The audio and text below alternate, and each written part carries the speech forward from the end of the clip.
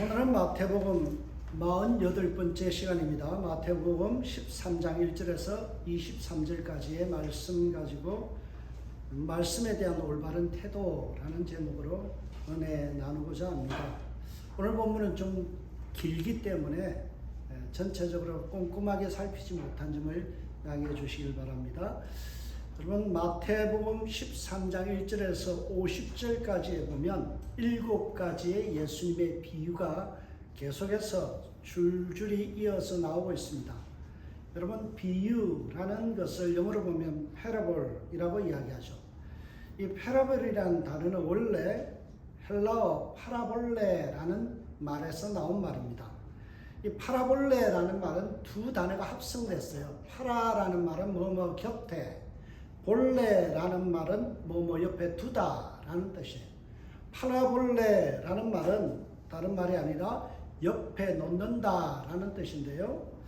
어떤 것을 이해시키기 위해서 다른 것을 옆에 놓아서 비교해서 이해하도록 하는 것이 바로 이 비유의 특징입니다. 여러분, 우리가 잘 아는 말 있죠. 낯 놓고 기역자도 모른다. 낯을 옆에 두고요, 기역자를 대비시켜서 이해시키는 것. 이것이 바로 파라볼레라는 비유의 뜻입니다. 여러분, 그러면 예수님께서 이 비유를 통해서 무엇을 설명하려고 하시는 것일까요? 그것을 이해하기 위해서는 7가지의 비유가 시작되어지는 그러한 비유의 배경이 되는 1절의 첫 단어를 우리가 유심하게 살펴볼 필요가 있습니다. 오늘 본문의 1절에 보면 그날에 라는 말로 시작합니다. 그날이 어떤 날인가요?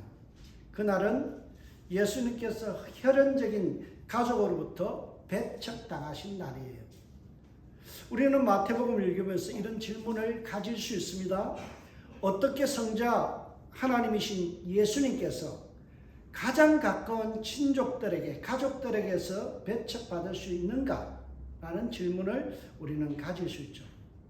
예수님께서 이 당혹스러운 배척의 사건에 대한 이유, 해답으로서 비유를 들어서 사용하시고 있다라는 것입니다.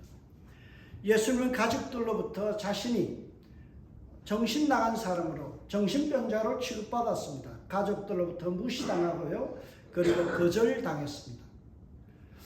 가족들이 오히려 예수님을 붙들어 감금시키려 그를 붙들었습니다. 그리고 끌고 가려는 그런 상황이 벌어졌던 그날입니다.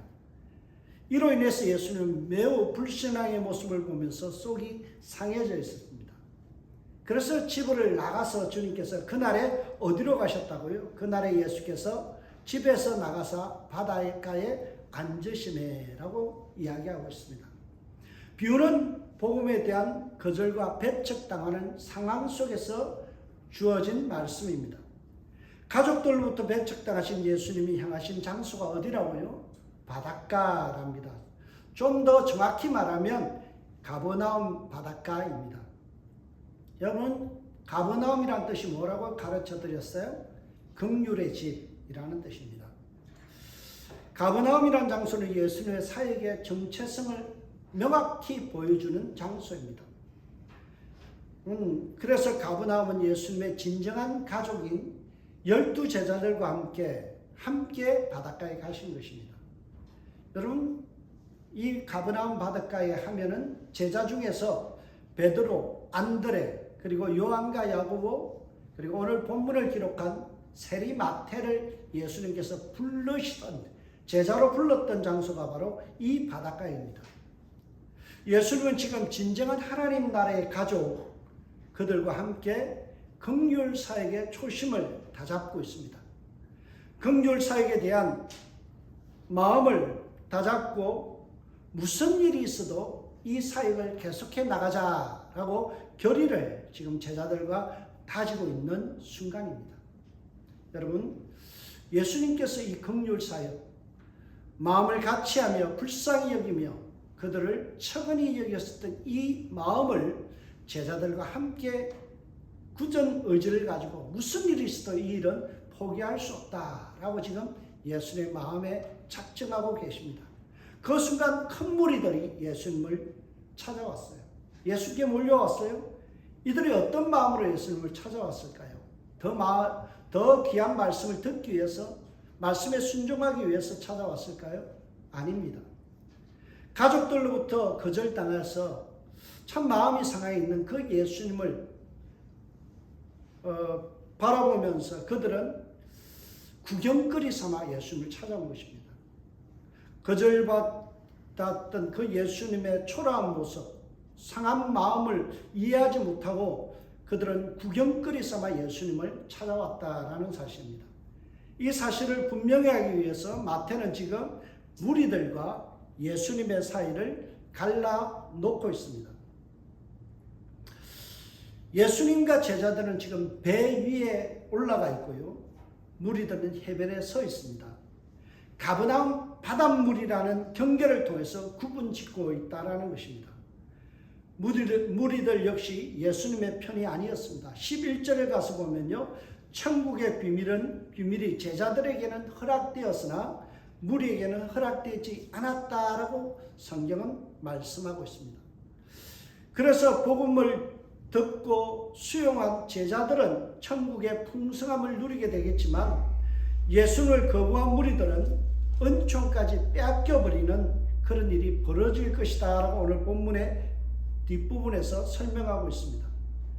무리들은 예수님 편이 아니었습니다. 그들은 팬이었지 제자가 아니었습니다. 그럼 유명한 책이 있죠. 팬입니까? 제자입니까? 많은 사람들은요, 예수님의 팬심을 가지고 예수님을 쫓아다녀요. 그러나 스타가 실망스러운 모습을 보이는 순간 그들은 마음이 바뀌어서 스타로부터 떠나버리는 것이 팬입니다. 많은 그리스도인이 제자가 아닌 팬으로 오늘 살아가고 있다는 거예요. 지금 예수님 앞에 나타난 무리들은 바리새인들 뿐만이 아니라 가족들에게까지 배척당한 예수님을 뚫어져라 쳐다보면서 무슨 변명이라도 해봐. 어떻게 가족에게까지 배신당하는, 버림당하는 네가 메시아일 수 있느냐. 지금 이렇게 쏘아보고 있는 것입니다. 그래서 예수님께서 왜 하나님 나라의 특성인 이 긍휼 사역이 가족들로부터 배척당할 수 있는가? 왜 가족들이라면서 천국을 재현하는 이 긍휼 사역, 불쌍히 여기는 이 사역을 외면하고 이해하지 못할까라는 대답으로 오늘 본문이 시작되고 있다는 것입니다. 여러분, 씨 뿌리는 자의 비유를 비롯한 7가지 비유는 왜 거절을 당할 수 있는가? 왜 천국이 거절당할 수 있고 긍휼 사역이 거절당할 수 있고 예수님이 거절당할 수 있는가? 그것도 가장 가까운 가족들로부터 이러한 거절의 사건이 일어날 수 있는가에 대한 해답으로 오늘 본문이 주어졌다는 사실이에요. 그 첫 번째로 등장하는 비유가 우리가 잘 아는 씨 뿌리는 자의 비유라고 이야기하는 비유입니다. 여러분, 씨 뿌리는 자의 비유를 비롯한 7가지 비유를 제대로 해석하기 위해서는 비유의 초점이 어디에 맞춰져 있는지를 우리가 먼저 짚고 넘어가야 됩니다. 여러분, 비유의 초점이 어디에 있나요? 바로 천국에 있다는, 하나님 나라 천국에 대한 설명입니다.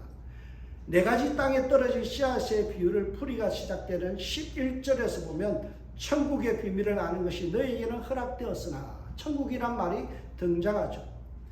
그리고 겨자씨의 비유도 천국은 마치라는 말씀이 나오고요. 13장 전체에서 천국이라는 단어가 8번이나 계속 등장합니다. 비유의 핵심은 어디겠습니까? 천국이라는 거예요. 여러분, 천국에 대한 소망이 없고 천국에 대한 기대가 없으며 천국을 이해하지 못한 사람은 결단코 우호적일 수 없다라는 거예요. 오늘 본문의 중간 결론이 되어지는 9절을 보세요. 귀 있는 자는 들으라 하시니라. 18절에 보세요. 그런즉 씨 뿌리는 자의 비유를 들으라. 여러분, 이 말씀을 좀 더 쉽게 풀이하면 이런 뜻이에요. 귓구멍이 열렸으면 들을 알아차리라는 거예요. 결코 들을 귀가 없는 사람은 아무리 이야기를 해도 천국을 이해하지 못한다. 그것이 설사 혈연적인 관계 속에 있는 예수님의 가족이라 할지라도 천국에 대한 이해가 없고 하나님 나라에 대한 소망이 없는 사람은 아무리 예수님께서 그 말씀을 풀이해줘도 알아듣지 못한다라는 거예요. 여러분, 사람들은 다 길을 달고 살아갑니다. 기 있는 자라는 거죠. 근데 성경은 뭐라고요? 기 있는 자는 들을지어다. 이 말씀의 맥락이 뭔가요? 영적 귀가 열려져야 된다는 사실이에요. 여러분, 우리가 천국 소망에 대한 귀가 열려지지 않으면 아무리 예수님의 혈연적인 가족이라도 예수님을 메시아로 인정할 수 없으며 그리고 예수님의 이 긍휼사역에 동참할 수 없다라는 거예요. 여러분, 교회에 오시는 많은 분들이 천국에 대한 이해를 못하면 어때요? 그때는 긍휼한 마음이 안 생겨요. 제가 어렸을 때 그런 예화를 들었어요. 주일학교 때 선생님이 천국은 어떤 곳이냐? 숟가락이 너무 길어서 서로가 떠먹여줘야 된다. 내 입으로는 절대 못 파먹는다. 그 이야기를 듣고 참 재밌다라고 생각해요. 지금 생각해보면 그 말이 맞아요. 천국은 어떤 곳이에요? 이기적인 곳이 아니라는 거예요. 남들을 불쌍히 여기고 긍휼히 여겨줄 때 서로가 풍성해진다는 거죠. 여러분, 우리가 천국을 경험하기 위해서는 예수님의 마음을 회복해야 돼요. 불쌍히 여기며 긍휼히 여겨졌던 그 주님의 마음을 회복하지 않으면요, 천국의 문턱에도 못 갑니다. 천국이 뭔지를 모르기 때문에 예수님의 사역이 이해가 안 되는 거예요. 오늘날 많은 사람들이 내가 잘 되기 위해서 예수를 믿어요. 교회는 맨날 기도하는 게 뭐예요? 내 자식 잘 되게 해주십시오. 우리 집 잘 되게 해주세요. 내 사업 잘 되게 해주세요. 내 건강하게 해주세요. 모두가 셀피시에 빠져 있어요. 이기적이에요. 그러나 성경은 뭐라고요? 예수님의 마음을, 이 마음을 품으라. 예수님의 이 긍휼의 마음, 불쌍히 여기는 마음, 그것을 우리가 품지 않으면 천국의 이야기가 들려지지 않아요. 영적 귀머거리로서 천국의 복음의 기쁜 소식을 우리는 듣지 못한다라는 거예요.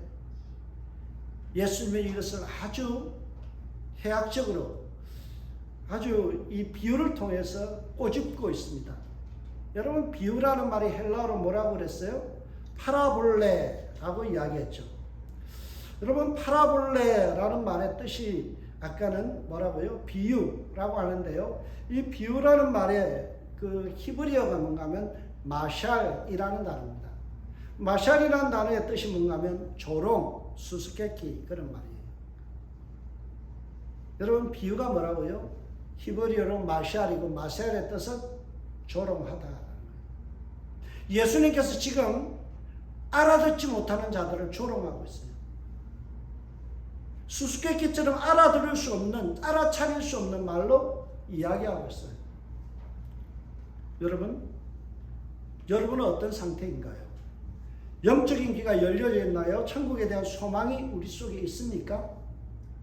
이 세상에서 잘 먹고 잘 사는 것, 내가 편안하고 출세하고 내가 모든 사람에게 인정받고 잘 나가는 것에서 우리의 마음이 돌이키지 못한다라면 우리는 예수님의 조롱의 대상이 될 수 있다라는 것입니다. 여러분, 사람들은 예수님의 말씀 앞에 각기 다른 반응을 내어놓습니다. 하나님은 예수 그리스도를 이 땅에 보내서 천국문의 열쇠가 되는 복음을 제시해 주셨어요. 천국 복음을 예수 그리스도를 통해서 듣고 믿고 구원받을 수 있는 길들을 우리에게 제시해 주셨죠. 이 복음의 씨를 우리는 받아들이는 자들입니다. 씨 뿌리는 자의 비유에서 보면요, 씨를 뿌리는 사람이 누구라고 되어 있어요? 인자라고 풀이 있고요. 그 인자는 바로 예수 그리스도라는 사실입니다.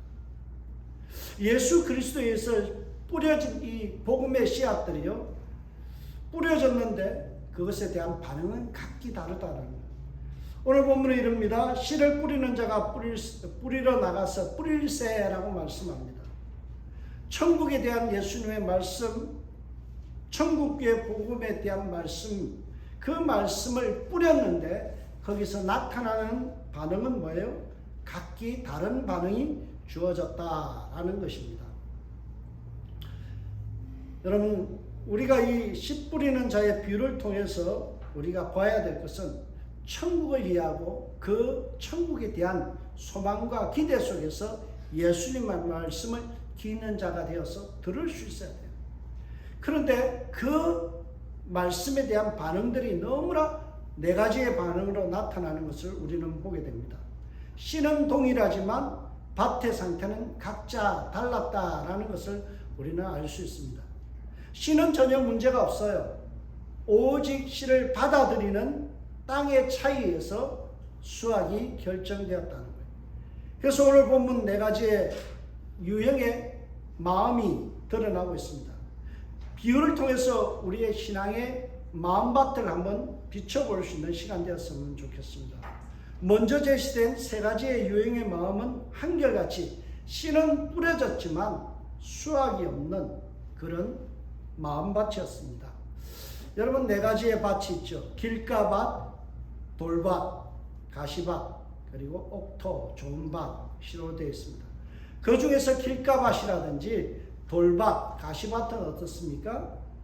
오늘 성경에 보면 전혀 결실이 없었다라는 것이에요.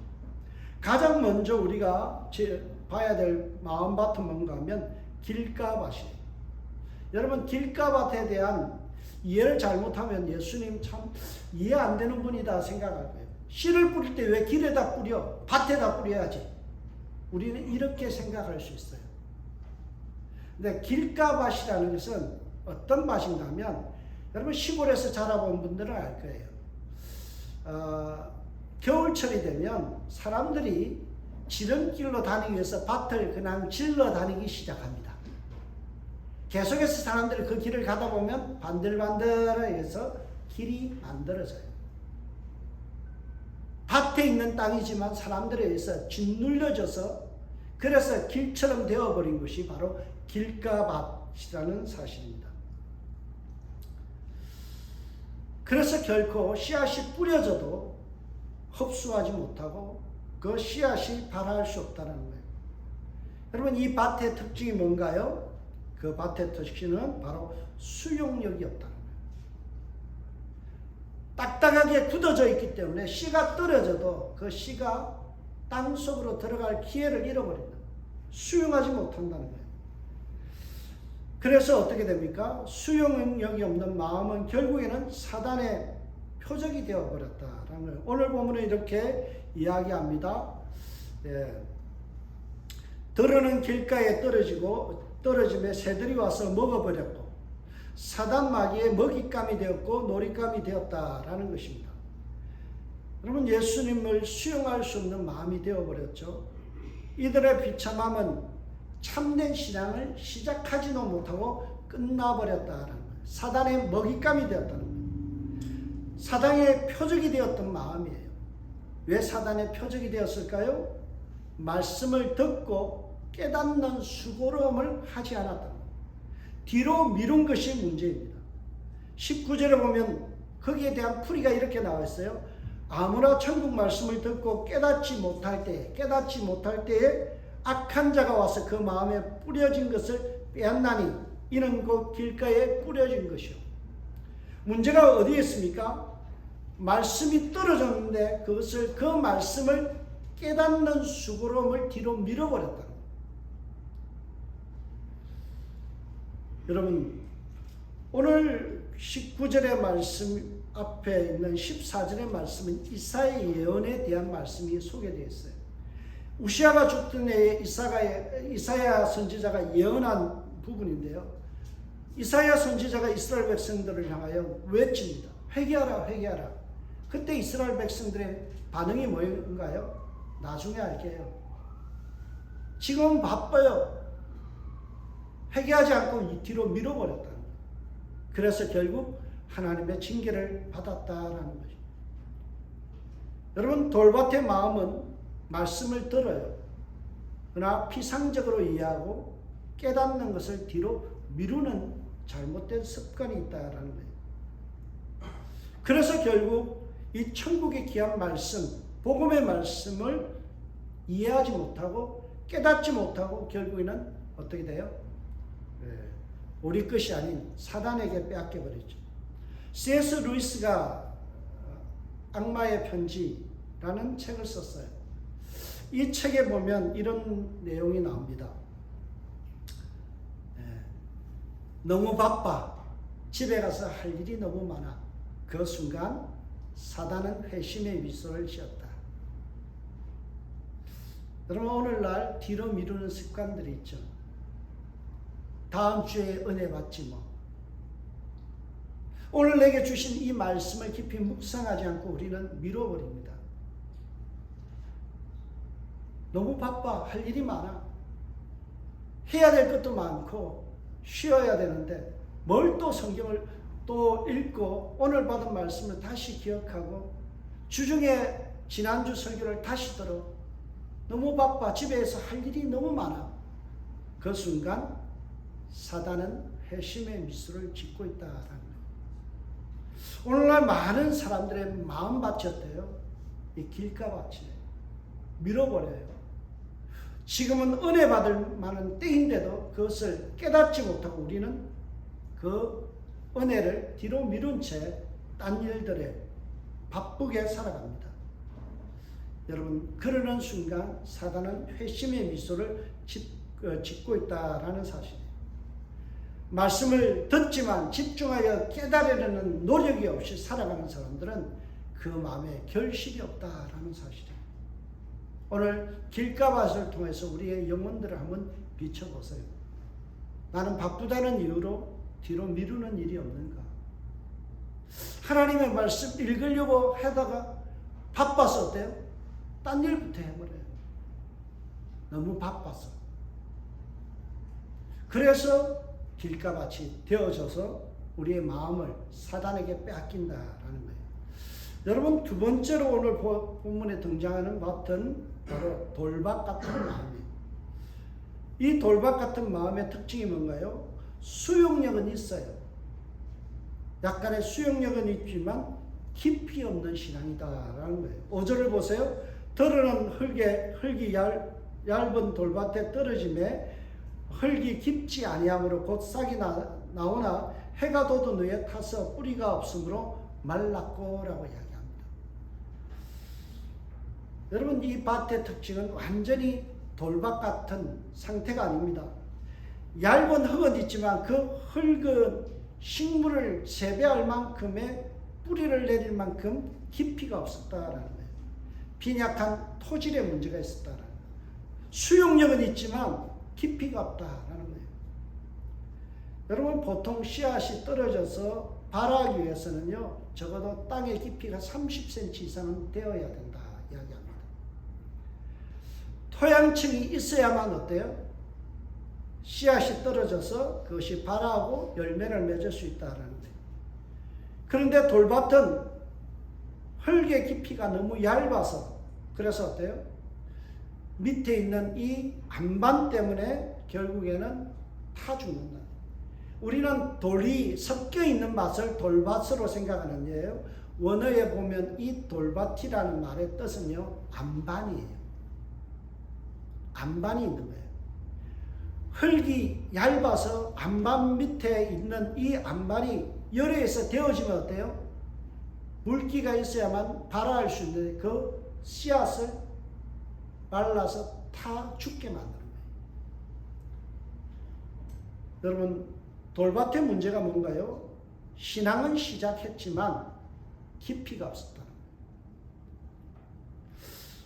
거예요. 여러분이 잡다한 지식들은 많은데 돌밭 같은 마음들이 있어요. 잡다한 기독교 지식은 너무나 많이 펼쳐져 있지만 신앙의 믿음의 뿌리를 내릴 만큼 토양이 든든하지 못합니다. 여러분의 마음속에 교만이라는 안반이 깔려져 있고요. 우리의 마음속에 여러 가지 상처라는 이러한 안반들이 우리 속에 내재되어 있기 때문에 이 상처들과 교만들과 여러 가지 세상적인 지식과 이런 것들로 인해서 우리의 신앙이 자랄 수 없다라는 사실이에요.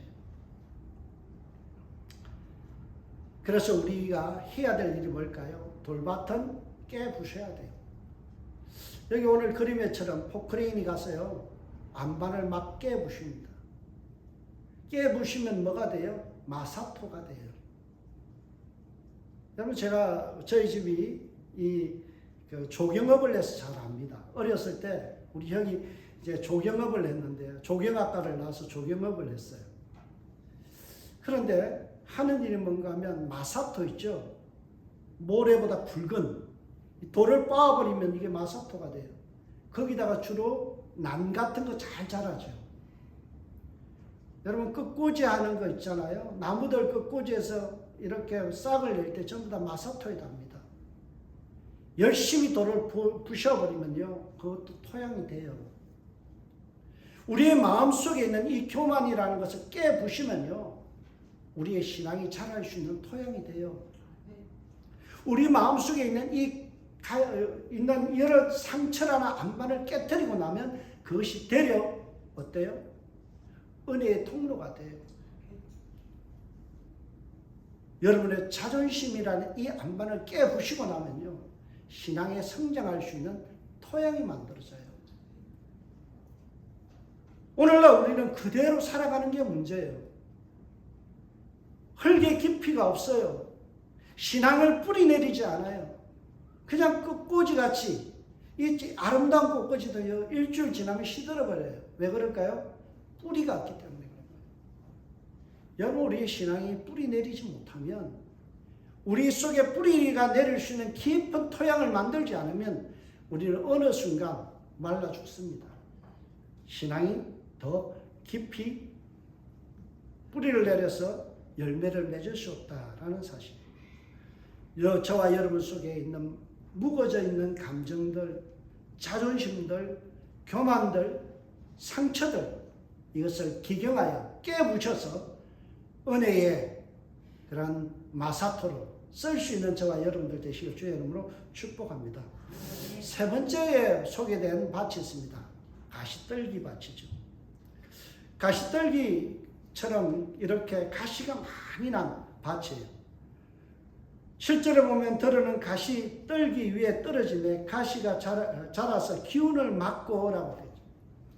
여러분, 떨기밭의 문제가 뭐예요?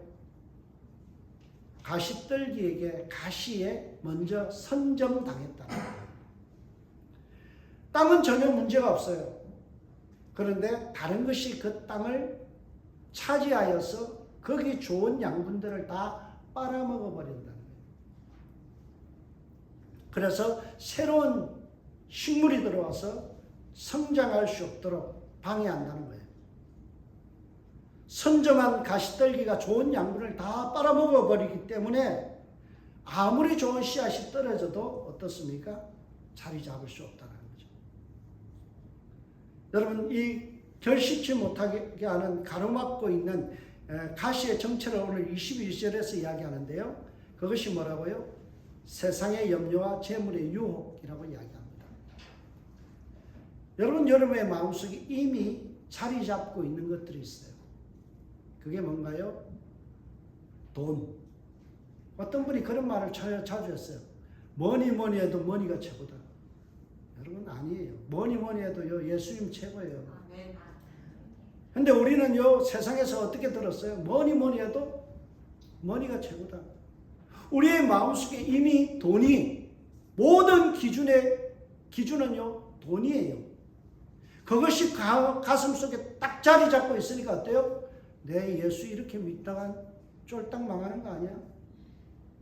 염려가 되는 거예요. 걱정이 되는 거죠. 내가 이렇게 헌신하면 나중에 내가 빈털터리 되는 거 아니야? 내가 이렇게 주님 앞에 온다고 해서 누가 알아줘? 손해보는 거 아니야? 이러한 마음들이 미리 자리 잡고 있기 때문에 어때요? 아무리 예수의 복음이 들어와도 그것이 뿌리를 내려서 신앙이 자라지 못한다라는 거예요. 여러분, 성경에 보면 우리가 잘 아는 부자 청년의 비유가 있죠. 부자 청년이 왜 도망갔나요? 야, 너 있는 재산 다 팔아서 가난한 사람에 주고 예수님 따라와. 그러니까 어때요? 재산이 너무 많은 거로 인해서 근심하고 돌아갔더라. 그게 성경이 이야기하는 거예요. 그 마음속에 뭐가 주인이에요? 돈이 주인이에요.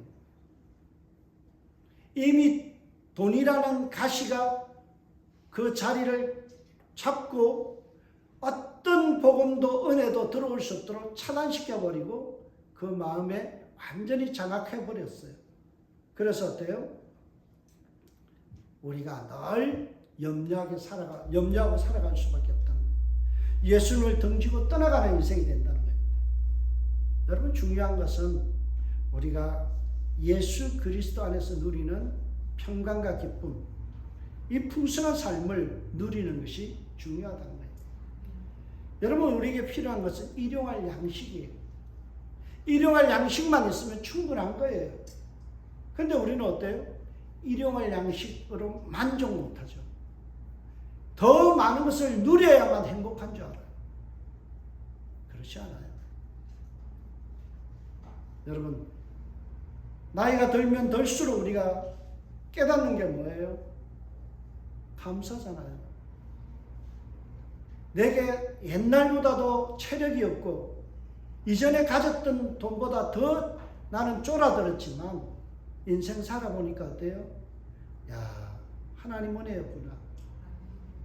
지금까지 도우신 게 하나님 은혜였구나. 이거 깨닫잖아요.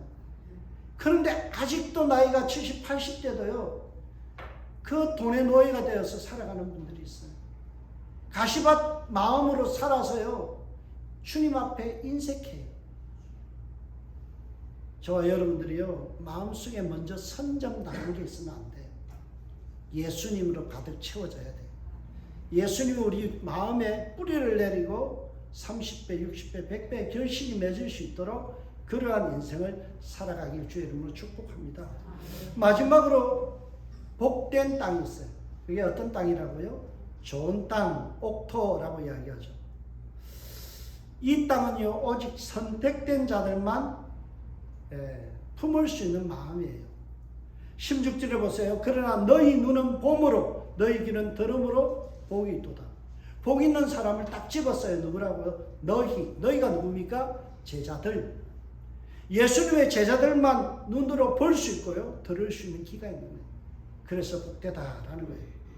이런 자만이 결실에 이릅니다. 8절을 보시기 바랍니다. 들으는 좋은 땅에 떨어짐에 어떤 것은 100배, 어떤 것은 60배, 어떤 것은 30배 결실을 하였느니라. 여러분, 여기서 우리가 강조되는 말씀이 뭔가요?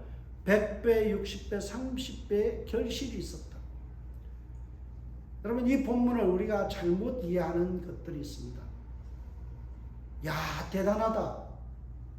한 알의 씨앗에서 100배면 대단한 결실이네. 이렇게 착각할 수 있어요. 여러분, 100배, 60배, 30배는 한 알의 씨앗에서 나올 수 있는 평균작이에요.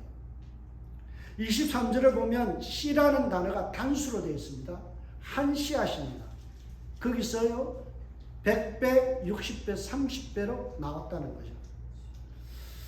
여러분, 한 톨의 밀에 보면요, 밀에서 보통 이런 밀이요 한 알에서 2개 내지 4개, 많이는 5개까지 이삭이 자라 올라옵니다. 그런데 이 한 포기, 옆에 보면 한 포기에 이 밀 속에 몇 개 정도의 씨앗이, 제가 저기 딴 걸 세어보니까 32개예요. 보통 20개에서 40개가 열린대요. 그러면 5포기면 몇 개 정도까지 열릴 수 있다고요? 100개에서 200개 정도. 그러니까 한 알의 씨앗에서요 100개가 열리는 것은 평균작이에요. 우리는 100배, 그러니까 엄청나게 많은 것으로 생각하지만 이게 밀수학을 해보면 어떻습니까? 하나의 씨앗에서 서너 개의 이런 줄기가 올라오고 거기서 나올 수 있는 양은 뭐예요? 100개에서 200개라는 거예요. 그걸 생각해보면 100배, 60배, 30배는 어때요? 뻥튀기가 아니에요. 그래서 오늘 보면 마태는요 30배, 60배, 100배 증가의 순이 아니라 감소의 순 100배, 60배, 30배를 기록하고 있어요. 여러분 신앙생활은 뻥튀기가 아닙니다. 예수 믿어서 일확천금 누리는 게 아니에요. 로또 복권 긁어서 예수 믿고 나서 내가 부자 되는 것 이거 아니에요. 여러분 우리의 신앙은 뭐라고요?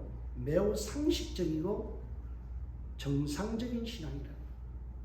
내가 심은 대로 거두리라.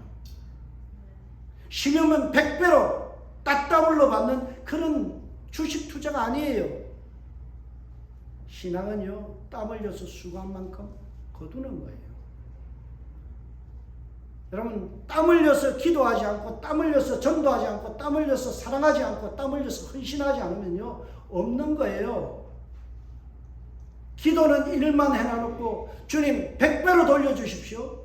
도둑놈 실 거예요. 오늘 성경은 뭘 이야기해요? 야, 뿌려지면 평균작은 한다. 여러분 그러면 어떻게 평균적인 결실이 있을 수 있나요? 23절을 보세요. 말씀을 듣고 깨닫는 자니.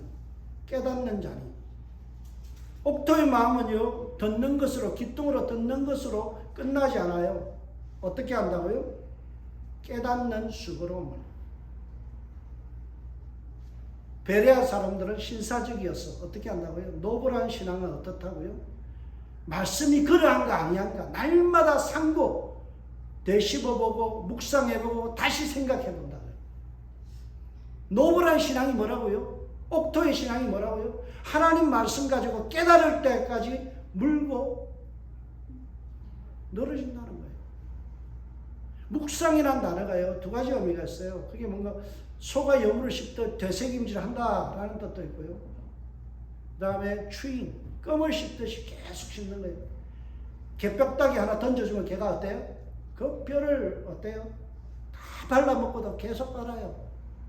이게 묵상이에요. 오늘날 그리스도인들이 묵상하지 않아요. 하나님의 말씀을 들어요. 깨닫지 못해요. 왜요? 그냥 그것을 수고로움을 하는 것이 귀찮아요. 그러니까 어때요? 말씀을 그냥 듣는 것으로 끝나버려요. 오늘 신앙이 자라지 않는 이유가 뭘까요? 깨닫는 데까지 이르는 수고로움을 포기한다는 거예요. 여러분, 내가 깨달은 말씀은요, 평생 기억이 돼요. 제가 지금까지 신앙생활 하면서요, 기억에 남는 말씀, 설교 말씀 별로 없어요. 근데 내가 묵상하고 깨달은 말씀은요, 마음속에 남아있어요. 설교를 들었는데 그 말씀이 깨달아진 말씀은요, 평생 가요. 근데 깨닫지 못한 말씀 어때요? 잊어버려요. 누가복음 8장 15절에 오늘 본문과 병행 본문인데 깨닫는 행위를 좀 더 구체적으로 이야기합니다. 착하고 좋은 마음으로 말씀을 듣고 지키어 인내로 결신합니다. 말씀을 듣는 것으로 끝나지 않아요. 그 말씀을 딱 지키는 거예요. 아멘. 그 말씀 딱 마음에 받고요. 인내로서 결신합니다. 깨닫는 것은 그저 듣는 것으로 끝나지 않아요. 받은 말씀을 빼앗기지 않으려고 지키는 마음이 필요해요. 그리고 그것을 인내로서 결실하는 거예요. 하늘의 씨앗은 매우 미미합니다. 매우 작습니다. 그러나 옥토와 만나게 되면 새 밭에서 잃어버린 손실보다도 더 많은 수확으로 우리에게 열매 맺을 수 있습니다. 평균적인 삶이 결코 나쁜 게 아니에요. 저는 기도할 때 그런 기도합니다. 하나님, 한 달란트라도 남기는 자가 되게 해주십시오. 하나님, 내가 봐도 나는 5달란트짜리 목사는 아니에요. 하나님, 한 달란트라도 제대로 남길 수 있는 자가 되게 해주세요. 우리는 뭘 꿈꿔요? 하나님, 나에게 5달란트 주세요. 은사도 5달란트 주시고요. 물질도 5달란트 주세요. 그러면 내가 헌신할게요. 아니에요. 지금 내가 1달란트를 남기는, 말씀을 듣고 지키는 노력이 필요하다. 농사를 지어본 사람은 알아요. 제가 씨를 갖다가 4월 중순에 뿌렸어요. 지금 한참 오늘부터 이제 고추 여러분 드시게 되는데요. 2달 이상 기다려야 됐어요. 인내하지 않으면 결실이 없어요. 신앙생활은요, 내가 받은 말씀을 인내하면서 지켜나가는 거예요. 갈라디아서 6장 9절의 말씀이 늘 저에게는 소중한 말씀이에요. 우리가 선을 행하되 낙심하지 말지니 포기하지 않으면 때가 이름에 거두리라. 여러분 포기하지 마시기 바랍니다. 주님이 주신 말씀 끝까지 붙들고 인내하십시오. 그러면 여러분들 안에서 평균적인 수학 이상의 하나님께서 열매 맺게 하시는 은혜를 주실 줄 믿습니다. 오늘도 우리가 평균의 삶을 결코 시시하게 여기지 않기를 바랍니다. 신앙은 결코 펑튀기가 아닙니다. 예수 믿고 일확천금을 노리는 게 아니에요. 우리가 받은 은혜의 말씀을 잘 붙들고 살아가면 1달란트 받은 자에 또 1달란트 남겼으면 착하고 충성된 종 될 수 있다라는 것입니다. 저와 여러분이 받은 바 일상의 삶 속에서 주님 앞에 충성하고 말씀 붙들고 승리함으로써 큰 역사는 이루지 못해도 큰 종은 못돼도 성실하고 착하고 충성된 종 되는 저와 여러분들 되시길 주의 이름으로 축복합니다. 기도하겠습니다. 하나님 감사합니다. 오늘도 씨 뿌리는 자의 비유를 통하여 4가지 밭에 대해서 공부하였습니다. 이 말씀을 지키게 하시고 깨닫게 하시고 열매 맺게 하여 주옵소서. 감사하며 예수님의 이름으로 기도합니다. 아멘.